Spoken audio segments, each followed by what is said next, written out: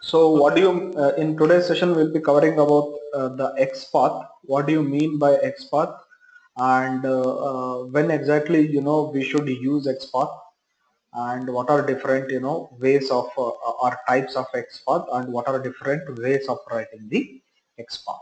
So let us first understand what is an XPath. So XPath is designed to allow the navigation of XML documents, okay, with the purpose of selecting individual elements, attributes, or some other part of an XML document for specific processing. Okay, so to navigate any XML document, so whatever the DOM we are saying, document object model, so we have HTML elements.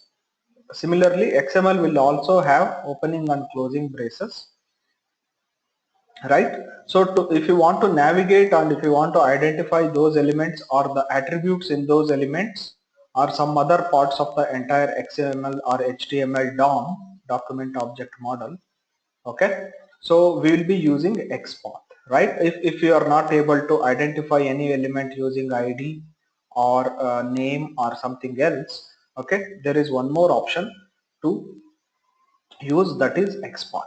Okay, so what do you mean by an XML document? It's an extensible markup language which is in the context in which the XML path language XPath exists.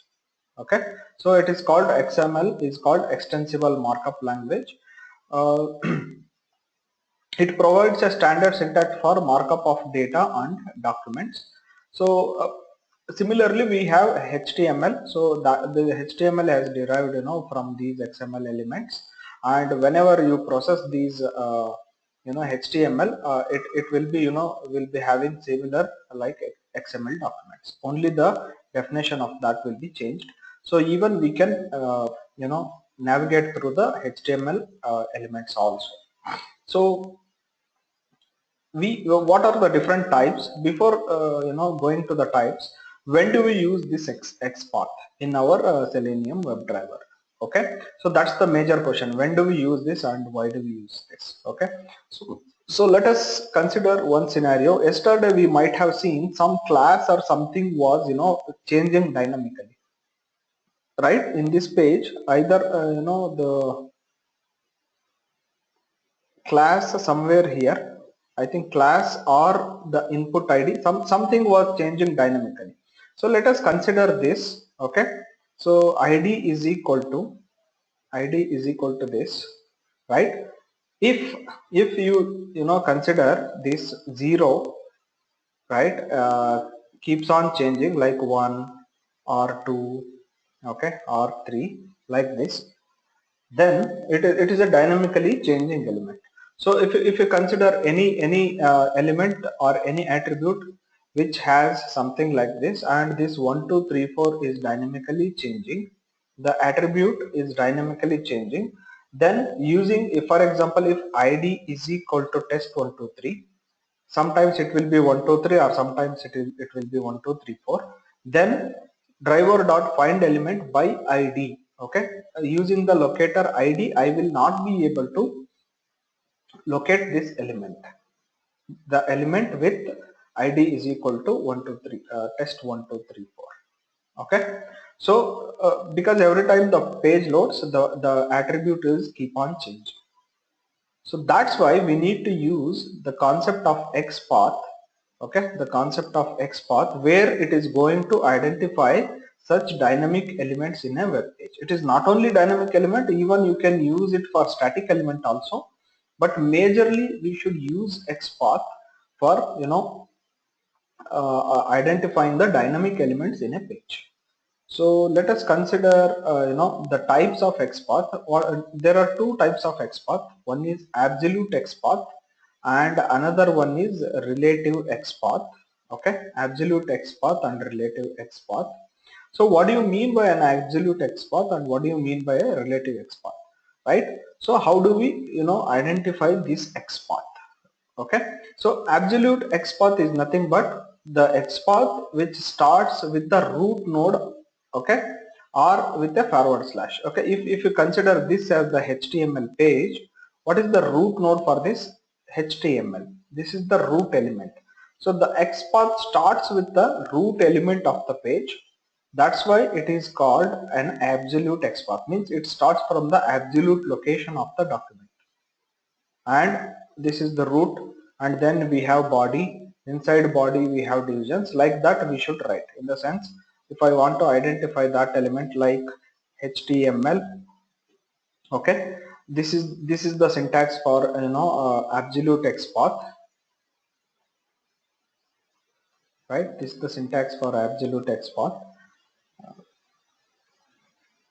right? HTML, and inside that I have body. Inside the body, right, I have some divisions, right, div, and then you can write n number of divs, and then you can consider there are divs and form. It goes like this, and input. Okay, so the absolute XPath goes like this. This is absolute XPath. What do you mean by relative XPath? Relative XPath is going to directly identify the element, or the XPath which starts directly at the the element which I have to be identified is called the relative XPath. It will not take the entire path from in between. Somewhere it starts, either directly in the element it starts. That's why it is called as relative XPath. So relative XPath we will be writing right like this. So if you can we'll use single forward slash. For relative XPath we will give double forward slash. So double forward slash, and then it go to table, right, and then div, and then input. So like this it goes. But ideally this is we don't use or follow this convention. There is one more way of identifying it that I will show you in some time. So these are two different types of XPath. One is absolute and relative. Okay. So you can see here the advantage of using absolute is it identify the element very fast. Okay, because I will give the entire path of the element, so it identify the element very fast. Disadvantage is if anything goes wrong, or if you make any changes. So if the developer makes or removes some of the element here, then the entire test case or test script is going to be failing, right? If they remove one div here, if the developer remove one div, then you need to once again identify this, and then once again you need to change your script wherever it is necessary. But relative XPath is not like that. It start from from the middle of the page, and then it's not exactly middle, whatever relative path you are giving. So I am giving here from table, you search for it. So it will search for the table and then div, like that. So this process will take a little bit extra time, because first it has to identify the relative element, and then it has to go for that particular path. So relative XPath will take a little bit of extra time compared to absolute XPath. Okay, so that is one thing, right? You can see here relative XPath. It starts with double slash. Advantage of using relative XPath is you don't need to mention the long path. You can start from the middle or in between, wherever you want you can start it. Okay. So that is one thing. Disadvantage here is it will take more time in identifying the element, as we specify the partial path, not the full path. And one more thing, one more disadvantage of this absolute XPath is sometimes if I have 100 elements, I have to go through 100 elements. My XPath will be very big. My XPath will be very big here. So it is not good to write this much big XPath. It might go beyond the line, beyond 2-3 lines also. That's why we always go for absolute XPath, and we will consider this XPath technique if we don't have any other choice of ID or name, or link text, any other choice are there, then only you will go for this XPath technique. Otherwise you don't ideally prefer that technique. Okay, so any doubts here in absolute and relative XPath? No. Okay, so right, so we will take up some example, and here, I can, in my Firebug, I can directly identify the XPath. For that, you need to have one more plugin, that is Firebug. It will come with Firebug. Once you install Firebug, and then you will get an option to install Firepath. Okay, I will go to options, not options. I'm sorry, not options. I will go to add-ons. Add-ons. You can see here Firepath. Firepath is a Firebug extension. It is a Firebug extension that adds a development tool to edit, inspect, and generate XPath. So you have to install this also, Firepath also. Okay, once you install Firebug, now the next step is you need to install Firepath, which is used to identify the XPath. Okay, so how will I identify the XPath? Right click on the element. Okay, let me close this. Right click on the element. You can see here initially I have shown you inspect element with Firebug. Okay, so now the second thing is inspect element with Firepath. Inspect element with Firepath. If you give inspect element with Firepath, it will give me the XPath of this particular feed. This is one way of writing the XPath. Okay, this is relative XPath. I will explain you. Ideally we don't write relative XPath like this, because even this will go or it will take more time to search.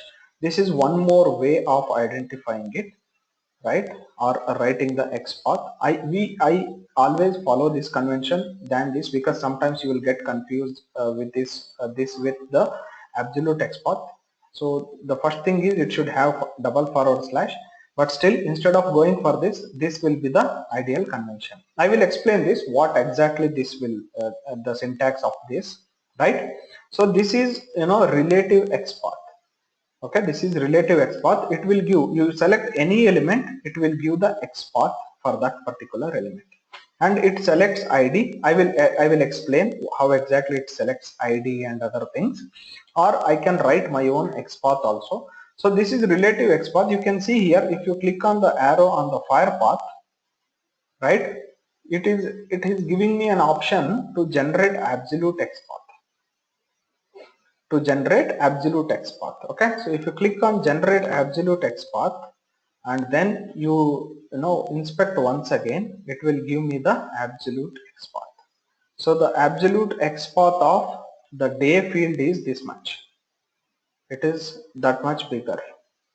You can see here this doesn't look good, right? You can use at some situations where you are not able to find the element using relative XPath, but I always suggest you use relative XPath, not the absolute XPath, because it looks very big, and if you make one a mistake, or one character is removed, or if the developer removes all these divs, for example, then your test case will fail. But in this case it will not.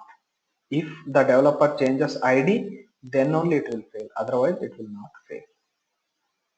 Okay, so that's how we will use the Firepath to identify. We don't have to write the XPath, we can identify the XPath using the Firepath option.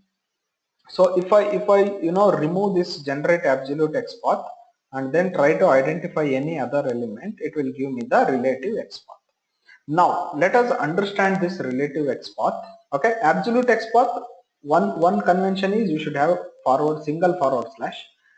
If you have single forward slash, it shows it's an absolute XPath, and then you can see here it is giving div1, div2, in the sense inside body I have div1 and div2, inside div2 again I have div1, and then inside div I have another div. Like that it goes. It identifies based on some rules, and then or in the order of all the divs it identifies that.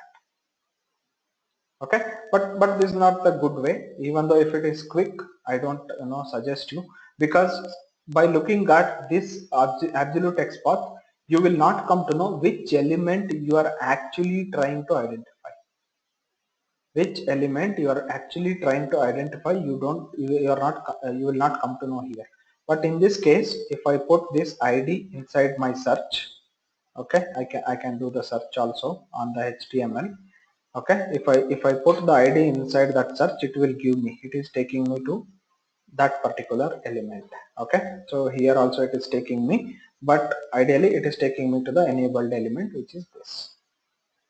So that way it is always easier, but one thing is it is a bit slower compared to this. But if it is absolutely required, then only you use this, otherwise don't use this. Okay, so that's one thing about relative XPath. Let us understand, okay, the syntax of relative XPath. First thing is, relative XPath will always start with double forward slash, always starts with double forward slash. So if you have in any code, if you have find element by XPath, and then inside XPath if they have given the string with double forward slash, okay, then it is called as relative XPath. And then we have star. Star means any element. I am not explicitly specifying the element here, any element, okay, and I need to open a bracket at the rate ID. I should give the attribute at the rate ID is equal to this. Any element with ID is equal to this, you identify.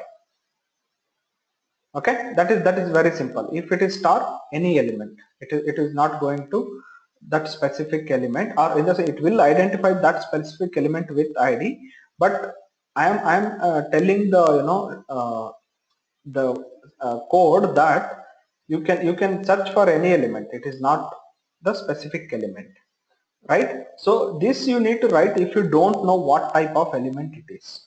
Okay, but if you know what type of element it is, okay, so if I can go to my first name, right, the element is input. Instead of star, you can also give input, you can also give input.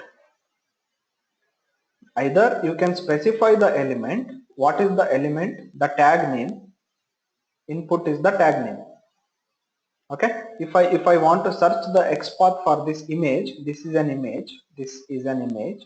If I want to search the XPath for an image, you can see here it is taking star at the rate ID is equal to content. Where is the ID?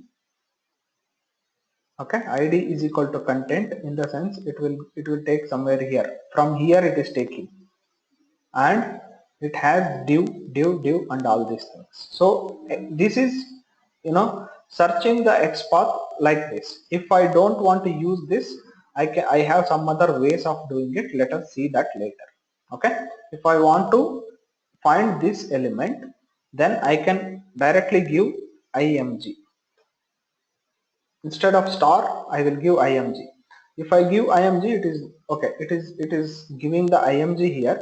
That's why I will not be able to give img there, because it is taking the relative XPath with the path. Okay, either you can directly use the content, or you can use the path, or I can do one more thing, right? At the rate class is equal to img is there.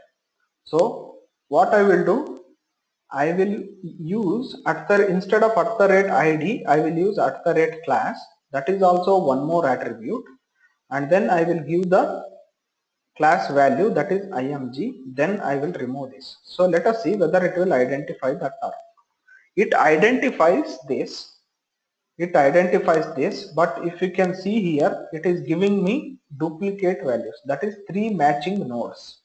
In the sense, at the rate class or class with the value img has 3 nodes in this 3 nodes in this particular HTML page. So I cannot use this. If I have more than one nodes which is identified for this XPath, I cannot use this XPath. Okay, so you guys are understanding this, or any doubts are there here? No doubts. No doubts. Pradeep? I understood. You understood, right? Okay. So we will perform, we'll take some, scenarios, and then we will try to write the XPath. Then you will understand. Okay. So I want, you to write the XPath for, right, this particular input field. Okay, this particular input field, right? So let me show you first. Let me show you how will I write it. I can write my own XPath. Either I can select the XPath which has been given by the XPath, or the same thing I can write by myself. Okay, for this field, how many types of XPath I can write, I will show you. First thing, it should start from double forward slash and then star. Okay, open brace and close brace, and then use the attribute, or use the attribute name @id. Okay, @id is equal to, in single quotes, okay, in single quotes, give this id. Okay, so if I put this inside this XPath, the Firefox or FirePath will identify that particular element. You can see here, you can see one dot here. This dot, okay, this dot will not be, useful here, in the sense, when we are, using our XPath in the code, we should not take the dot, but when we are trying to identify in the FirePath, we should add that with the dot. If I add that without dot, okay, it will give me one, element searched, but ideally FirePath will always try to use with the dot. So you use with the dot, but when you are copying, copy without dot. Is it clear, Pradeep? You should copy without dot here. Yeah. Okay, right. So this is what I am doing. I am using star here. So instead of star, I can use, okay, instead of star, I can use input. Correct? I can specify the element tag, that is input. Even though if you specify input @id is equal to that id, then it will give me the same output, that is one matching node. Okay, you can see here, when I enter that entire, field is highlighting there. In the sense, it is identifying that element. Okay, so this is very important, because people will ask you to write your own XPath. They will not ask, when you go to work, you can, install FirePath and you can identify. But when you go to interviews, they will ask you to write the XPath by giving different scenarios. Okay, so I want you to understand this. Either I can specify the tag. If you specify the tag, what happens? It will search only the fields or only the elements with input tag. It will search only input tags. It will not search all the tags. But if you put star, right, it will search all the tags. So putting star will take more time than giving or explicitly specifying the element. Okay.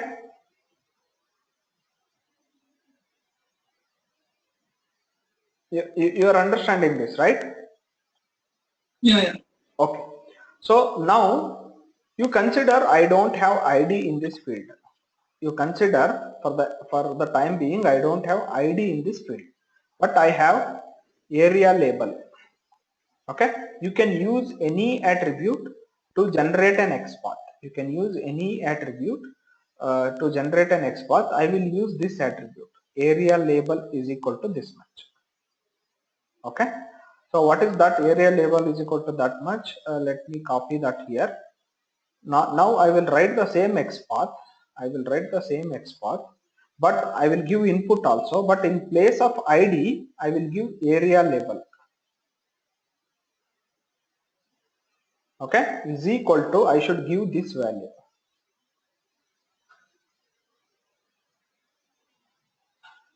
You are understanding this, Pradeep? Yes. The third one.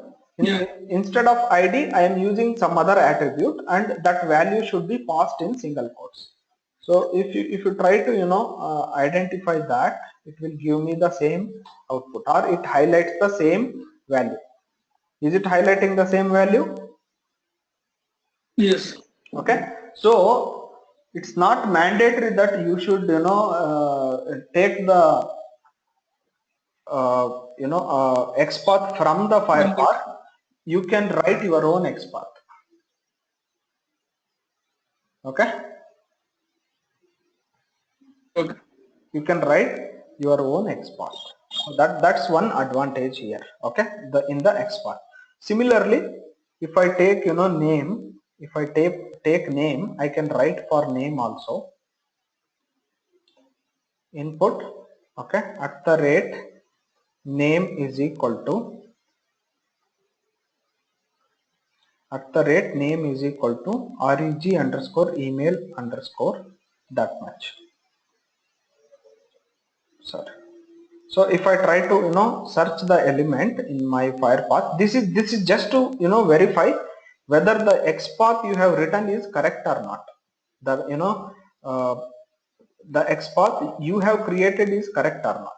Just to verify that, I am putting it here. You can see here it is giving me one matching node. It should give me one matching node only.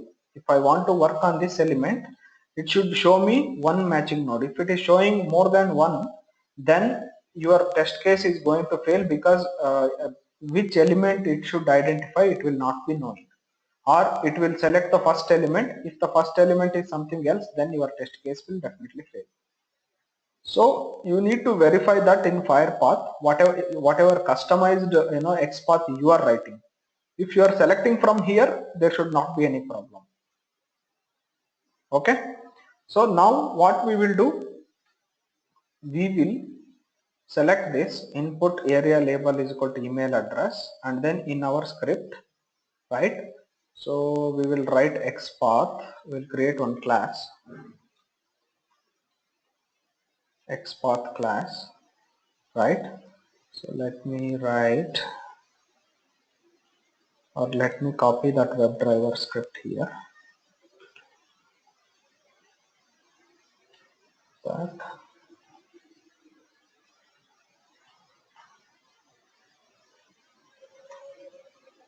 Okay, I'm copying that, and then driver dot find element by dot, I should give now XPath. Okay, so if I give XPath, I am giving this XPath. Which XPath? I will select this. Okay, the XPath expression should be in double quotes dot send keys. The email ID I am passing, or I can pass my number also. Okay, so let us try with number. So now in this particular field, where is that?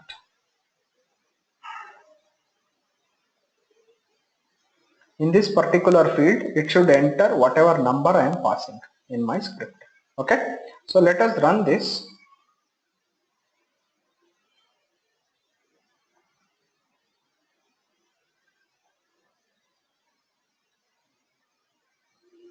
You can see here it is passing that value. If we don't have ID, or if we don't have class, or if we don't have name or anything, any other attribute you can pick, and you can find the element using XPath. Any doubt here in the relative XPath? We will usually work with relative XPath most of the times. Any doubt, Pradeep, here? No. No doubts, right? Okay. So now let us select one more element. So, 1 minute. Yeah. Basaraj. Yeah. So here input is attribute, right? Input is not attribute. Input is the element, the tag. Okay. Okay. You can see here, this is input. If I am selecting this, okay, this is input. But if I select this, that will not be input. That will be select. Okay. Okay. So let us write. That is tag. Yeah. Let us write one XPath for select. Instead of star, if I put select, okay, it will select the same thing. right? So what I want you to do is, can you just write the XPath, different types of XPath like I have shown you here, okay, using star, using the attribute, and using ID, using class, and you can use a title also, and you can use name also, or area label. You can generate 4 to 5 types of XPath here. Can you just type it immediately, so that it's a quick practice. If Shashi is also there, he can also type it. You are understanding this, right? Yeah. Okay, so I'm opening this so that you can refer this for writing. If you have your own what is that, Firefox, you can open Facebook and then try to identify the element.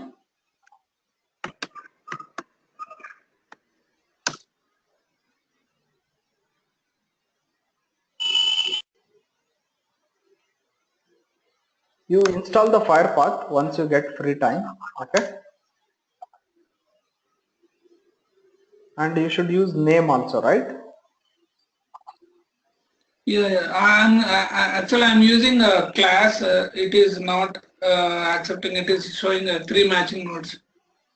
Class is showing 3 matching nodes. So I will be using. Okay, if it is showing Yes. 3 I will be matching using nodes, name. you should not use that. Okay. Yeah. Yeah. This class. Okay, you can see here all the class will be you will be getting this class from the CSS, cascading style sheets. So for drop down they have given same thing, so we should not use that ideally. Okay, Yeah. so we should find some other ways of doing it. The other thing is name.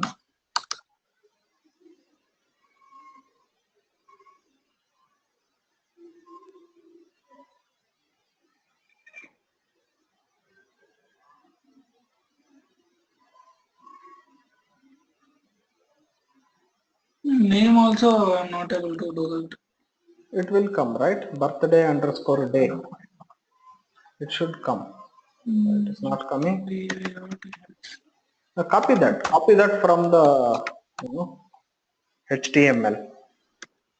You don't have to type it. The syntax should be same, or the spelling should be same. If you give uppercase B, it will not work.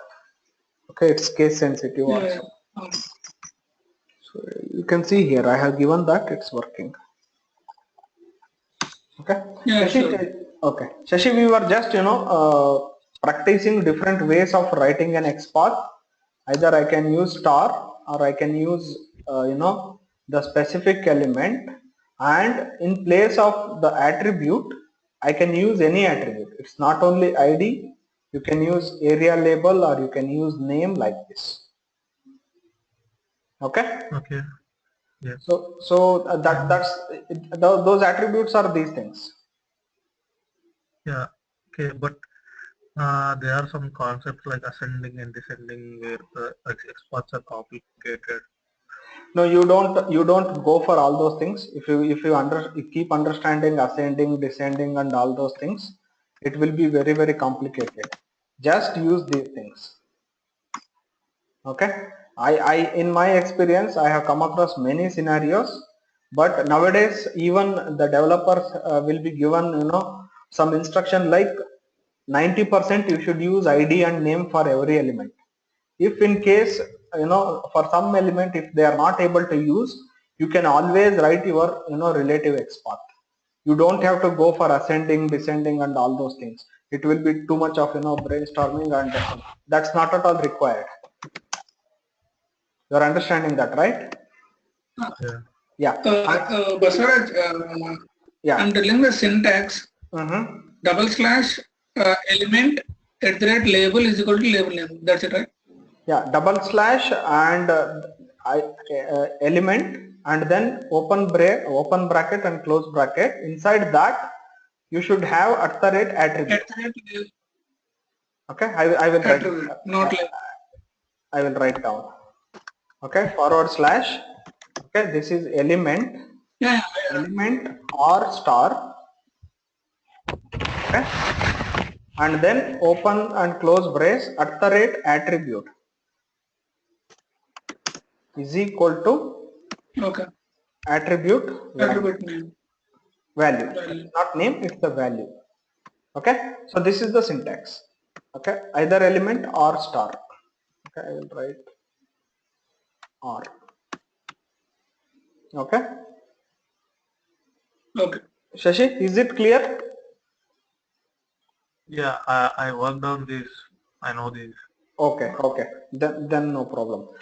These are for writing for already the values which are very much static. Okay, we have not considered the dynamic value scenario here. Only the attribute values will be static. Okay, but in our Selenium we have XPath, right?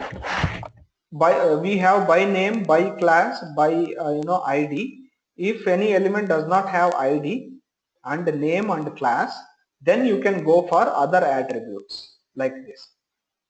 Yeah, yesterday we encountered a scenario, right, where the ID was changing dynamically to verify Yes, some text. that I am trying to find that ID, but if the ID is changing dynamically, I have one more, we have to move forward. We have different methods which we need to use. Okay, the first Now we method, can just write contains text, right? yeah, contains is the one thing, and then we can use, starts with function, and then we can use text. Okay, so these are different ways of identifying the dynamic elements. Right, either or. You can see here I have given two examples. One is contains, and then once again you give the type and then whatever that value. Otherwise contains text, and this is the text. So this contains a text would be the inner text of the element. In the sense, if I have this link, contains a text would be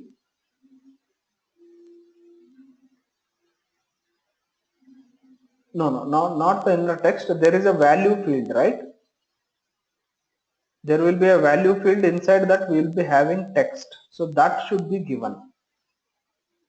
There is, I will try to get that, right? We will see one by one. So what this contains will do. Okay, so the contains, right, it will search for this particular string, whatever I am giving. It can be any string. It can be a substring. It need not to be full string. It can be a substring also. Okay, so for that let us take one example. The example is same thing. Instead of I don't want to give the mobile number or email address like this completely. I will only give mobile number. So if I only give mobile number, this particular XPath will not work. This particular XPath will not work in my page, because it will not. Okay, it is identifying. Ideally it should not identify. Okay, because it's a part of text I am taking, so it should not identify, right? But they might have improved it. So I will give here this syntax. So what is the syntax? Contains, right? Input contains. This is a function, so since that is a function, I will be opening in the braces, and at the rate area label you need to give comma and then mobile number. Okay, or if you want to give some other substring, you can give that. In the sense, instead of mobile number, right, you just want to give underscore second underscore contact point or underscore contact point. You can give this much. Then I should select at the rate name.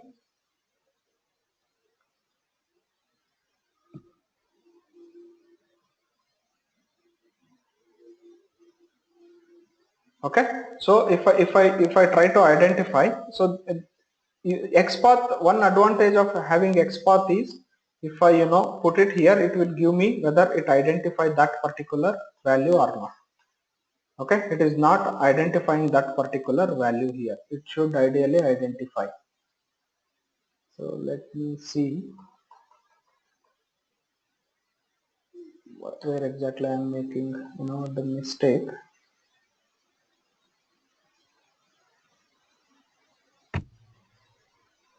The name field, and then this much is there. Let me take it here, right? So contains @name, that's the syntax, @name comma, I am giving this much. So it should ideally identify that. Let me take this much for the time being.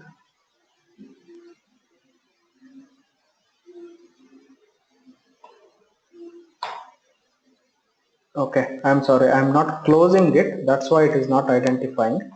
It is giving me two matching nodes. Okay, it's giving me two matching nodes.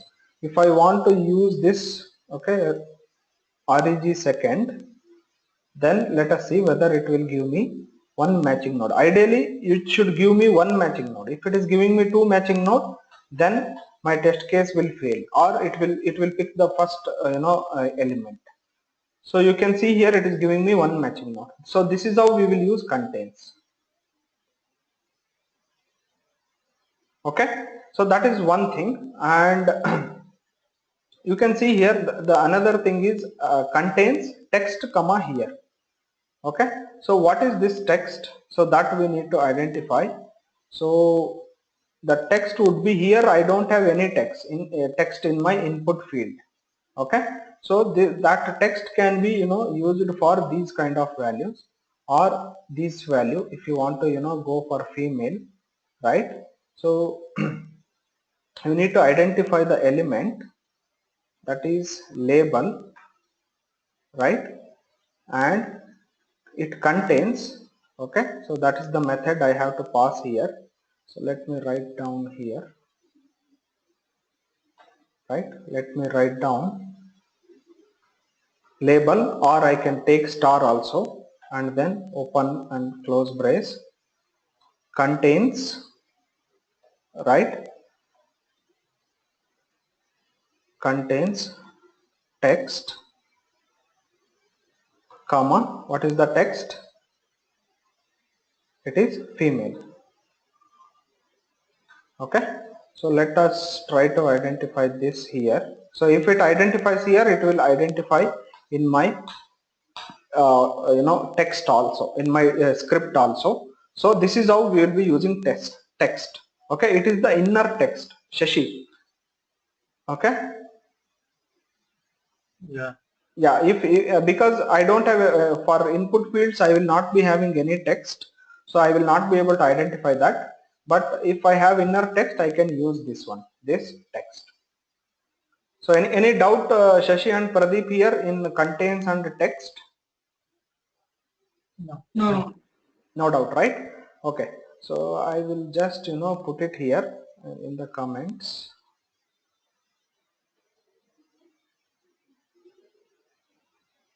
So that we will try to use that.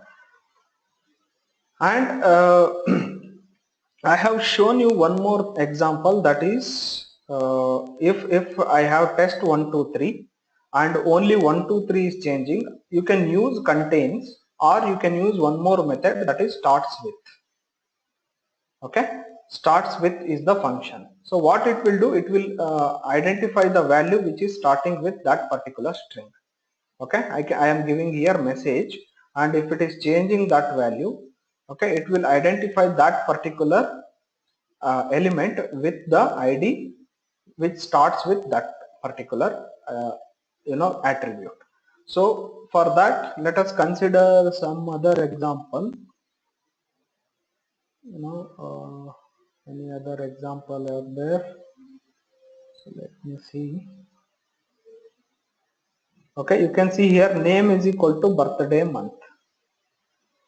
Okay, so but ideally if I have name, I should use that, but I am just giving an example of starts with. Okay, so what is the element here, element is select. So I will write either select or I will write star, and then starts with, you can see here, starts with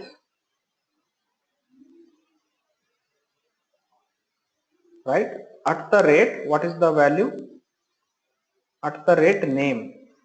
Okay, at the rate name. Okay, it's here only, at the rate name, comma, this value, how much, the birthday. So now we have to verify in our fire path whether it's the correct one or not, in the sense whether it gives me only one node or it gives me multiple nodes. It is giving me multiple nodes here because birthday is common across. Birthday is common across all these things. Okay, so now I should not be using that. I can use, instead of starts with, I can use ends with. Okay, ends with. For day I have day. If you can see here, it should, there is a method ends with.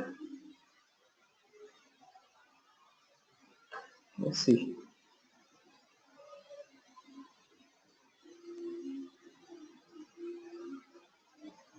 Let me take ends with underscore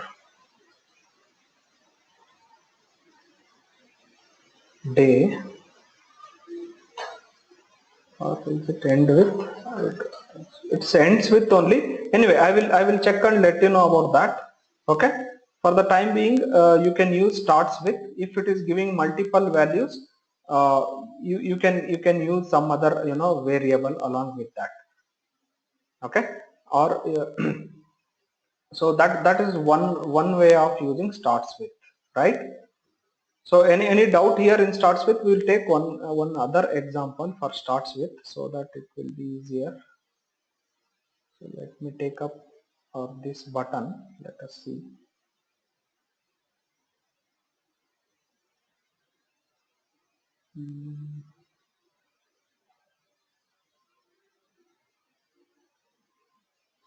Okay, I will take area label starts with mobile.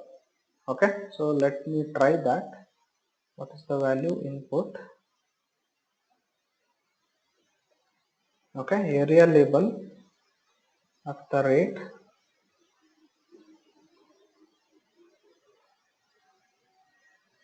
area label starts with mobile.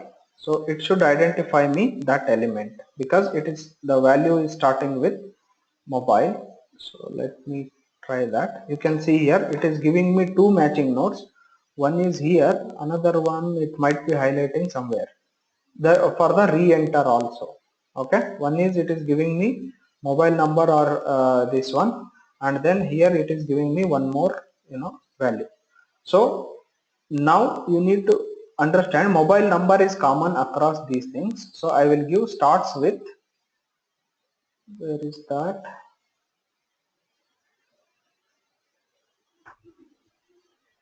the value is mobile number, or I can give up to here, mobile number or. So if I give that, it will give me unique value. So like this, you should arrive at some conclusion that it will search for the unique value, and then wherever you have dynamic elements, you can use either starts with, or you can use the contains and contains a text, contains and contains text. This is contains. Okay, contains with attribute, contains text is for inner text of the element. So like this, we have to identify the X path for any element. So one more thing is, you have text is equal to user ID. If the element will be having that text, it will directly identify that text. Okay, directly you can use text is equal to user ID. Contains will be for partial values. This text is for full text. It is not partial text, it will be full text. Any doubts here? No. No doubt. So I have shown you guys about how to identify, or one example I have given here. Input contains this one, right? So similarly, you use sample or simple XPath. Along with that, you try to use starts with. I will check ends with, because ends with was also there. Let me check that. And I want you guys to use for different elements. You can either use this Facebook, or you can go to any other page and try to identify the element. Okay, or you can use in Gmail, right? Gmail also has some registration page. Okay, if I go to Gmail, but I'm sorry, my Gmail is showing me in some other language. So it has some values here. You can go here and then try to identify. Okay, try to identify these elements. Anything you can take and then write a program which includes all these XPaths. That is the assignment. Write a program which includes all these XPath. The simple XPath, you use one absolute XPath, and then one relative XPath of this syntax, right? And then wherever you find some values, or the values of some attributes are like will be having underscore, or will be having some number or something, then try to use either the contains or contains text, and then starts with, right? And you can use this text also. So you people will be writing that. Okay. Okay, so that's the assignment. And in our next session we'll be looking at CSS selectors. Okay, so XPath is a bit very slow in identifying the elements, right? So we have one more option in Selenium, that is CSS selectors. You might have seen that here, right? Driver dot find element by dot CSS selector, right? This is one more locator which we need to learn. Even using CSS locators, we should be able to identify the elements. So how we are going to identify the elements using CSS selectors, we'll look into that in our next class. But in the meantime, use XPath, because XPath is the common question everywhere people are going to ask. They will give some example. The example could be you know could be like this. I have 1 2 3 test 1 2 3. Okay, if 1 2 3 is changing and this 1 2 3 both the ends are changing, if I have only test which is common, how will you write the XPath? You're getting this, right? So like this, they will ask some questions about XPath, and they will ask you to write the XPath in the interview. Can you ask once again? Can you repeat the question again? The question is, see, this is my ID. Okay, ID is equal to 1 2 3 test 1 2 3. The input field will the value variable can be anything, either input field or radio button or anything which has an ID which is dynamic in nature. So this is the syntax of that ID. This value changes and the last value changes, but only the middle part is constant. Or you can take like this, underscore 1 2 3. So test, and this much is common. The values are changing dynamically, right? So how will you write the XPath? You can consider this also for your assignment. You take one sample ID and write the XPath. You comment it out in the script, but you can consider this also as one of the scenario. You might get some IDs like this also. Okay. Okay, so please practice that, and in the next session we will be looking at CSS selectors, and how to identify multiple elements in the page. That's what is important, because otherwise moving ahead we have to understand lot of commands. So we have to go for multiple elements also. you look after the list, array list and set both, because we'll be using set also, and inner classes and inner interfaces. Everything you just refresh once, so that it will be easier, because next week we will be covering more commands. All these are basics, whatever writing the XPath. Next week it will be a little bit faster, in the sense I will directly write the XPath and you should be able to understand the XPath. Okay. Okay. So, and for loop, for each loop, and iterator, and list and set, right? Inner classes, inner interfaces, and we have seen one example, sending the object in a method, and then how will you get that object in the calling method, right, using the reference variable of that particular class. So just go through all of them, so that it will be easier for you while understanding the upcoming concepts. Okay. Okay. Yeah. So